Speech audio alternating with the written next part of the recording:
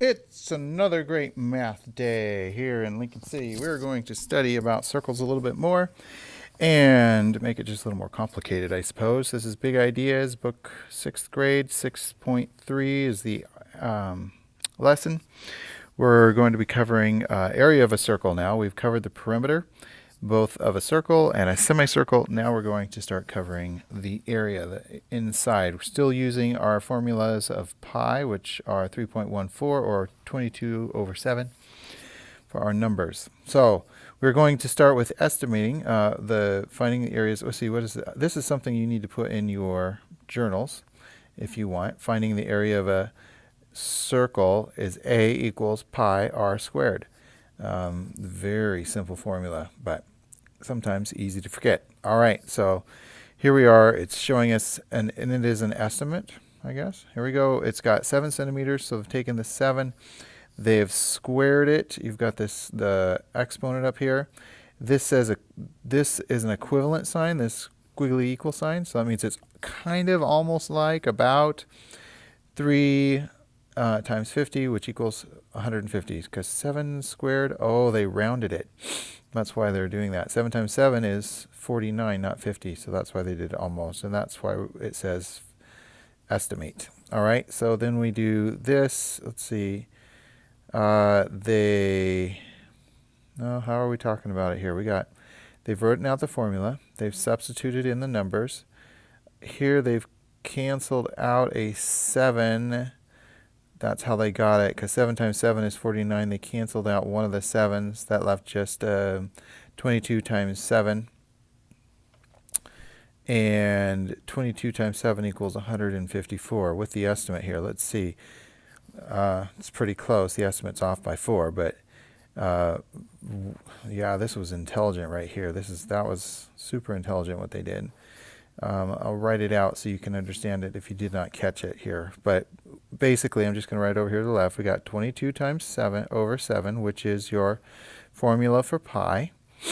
And then we've got, not an equal sign. We've got an multiply 7 squared, which is 7 times 7 over 1, because we're multiplying fractions times fractions, and the 1 doesn't change anything on top, correct?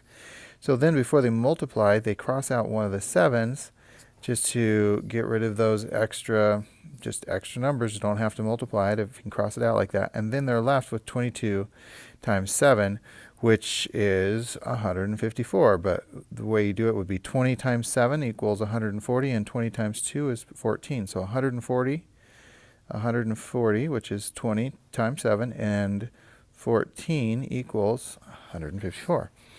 Easy. So this isn't too hard. It's just a matter of just breaking it down. Again, now this one's different, and they're giving us a little extra work because they've shown us not the radius, they're showing us the diameter, and here they are breaking it down into the diameter, 26 divided by 2, because half of 26, or dividing it by 2, gives us 13, which is the radius. Then they've got this 13 squared, and this time they decide to use the 3.14 for their numbers and multiply it out. Yeah, it's not too hard. It's just a matter of working it out. 13 times 13 is 169, which of course all of us have that in our brain, right? It's obviously one of those easy numbers to square. Just kidding. That's going to be a hard one.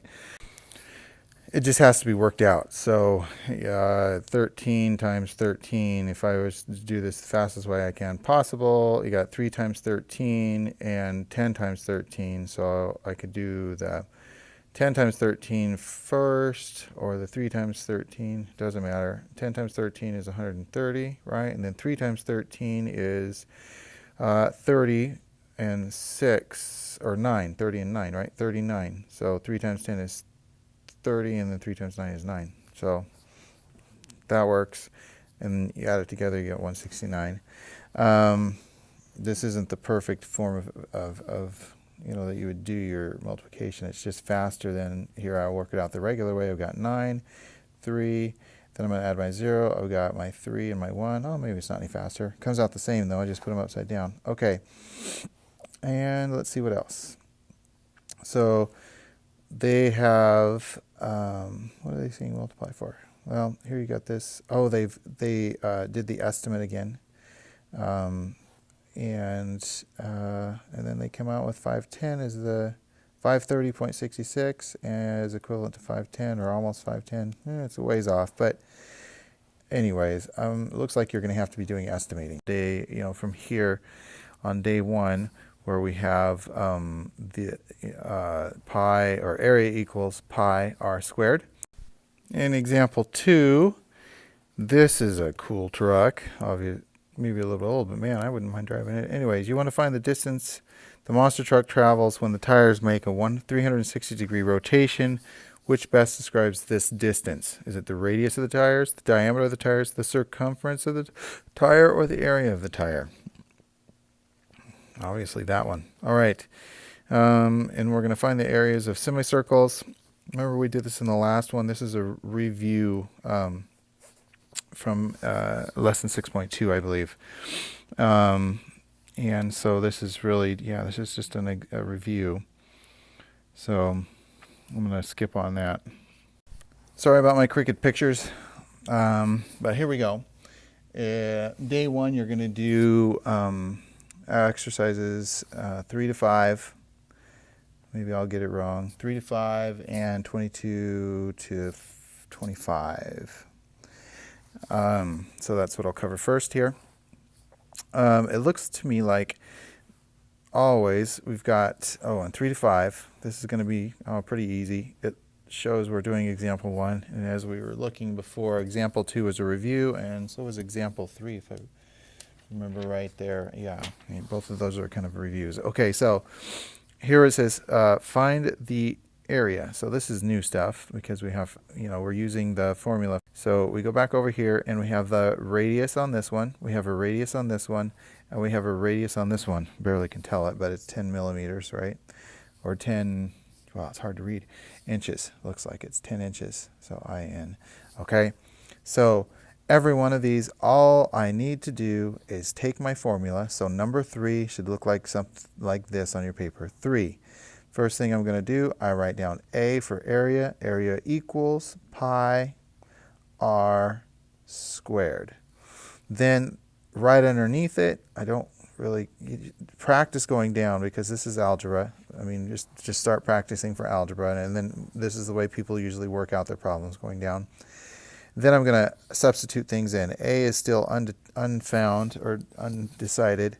Then I'm going to use, let's say I use 22 over 7 instead of 3.14 times 9 squared. So I have 9 times 9 over 1.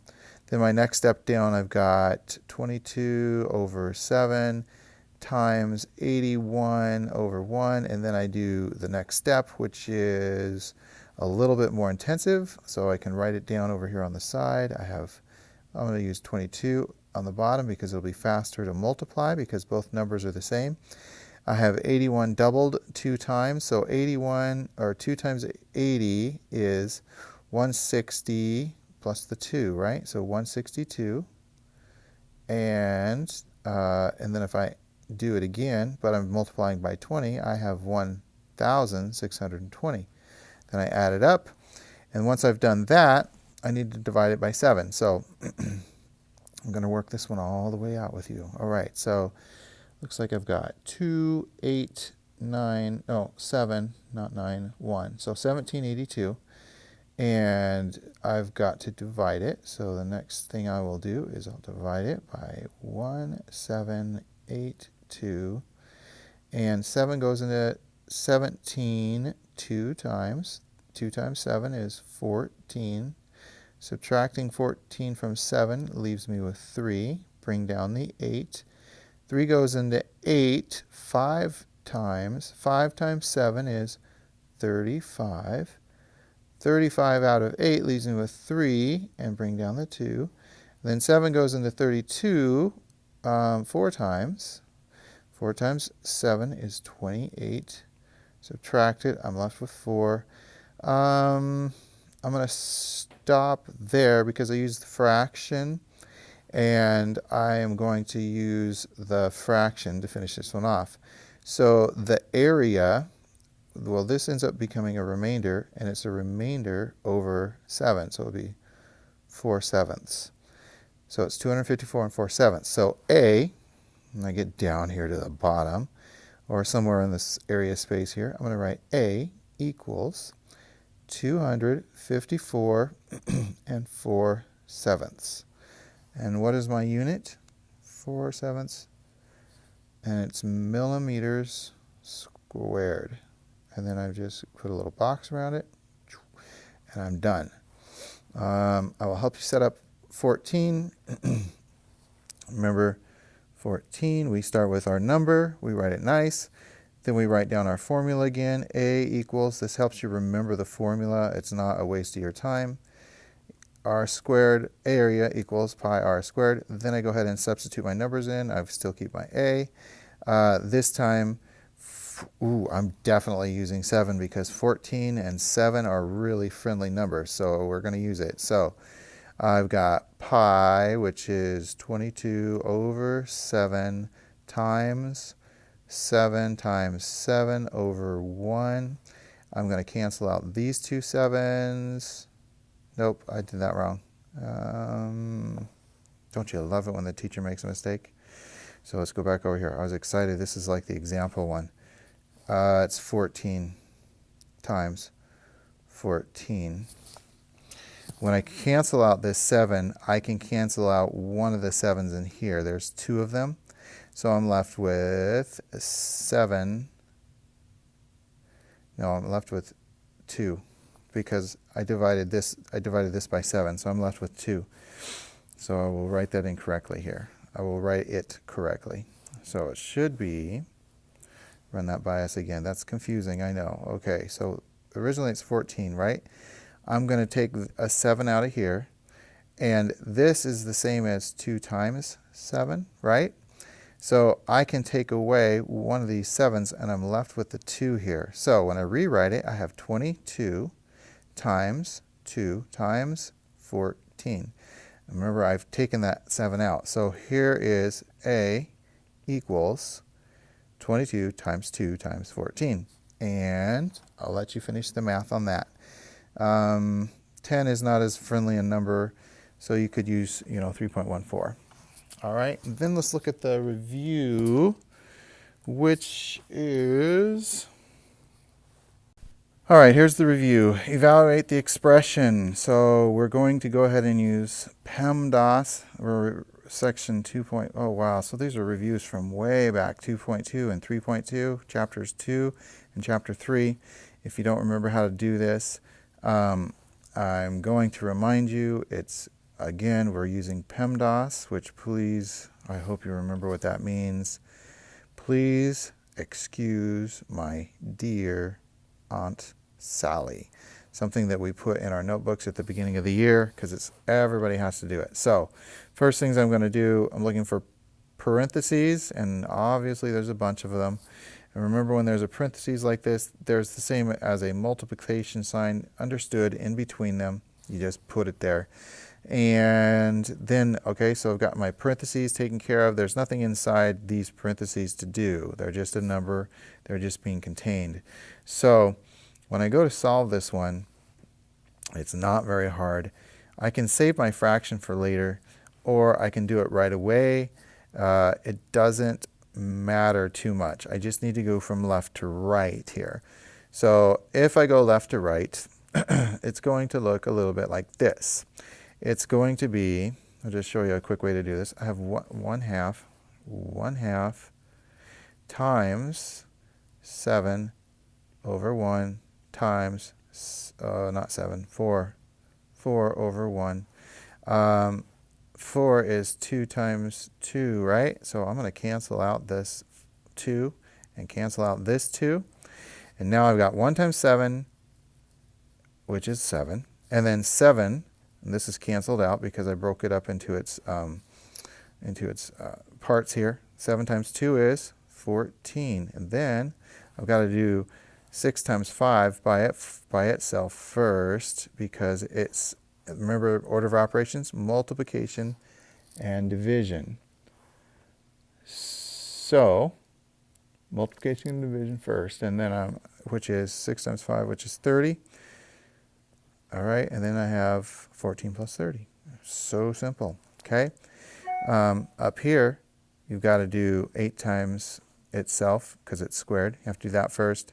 And on this one, on number 24, you need to do this one first because it's an exponent. So you have to do exponents first. So exponent here, then you're going to do your multiplication and division on this one, and then this one, and then you do your addition and subtraction last. All right? Have fun.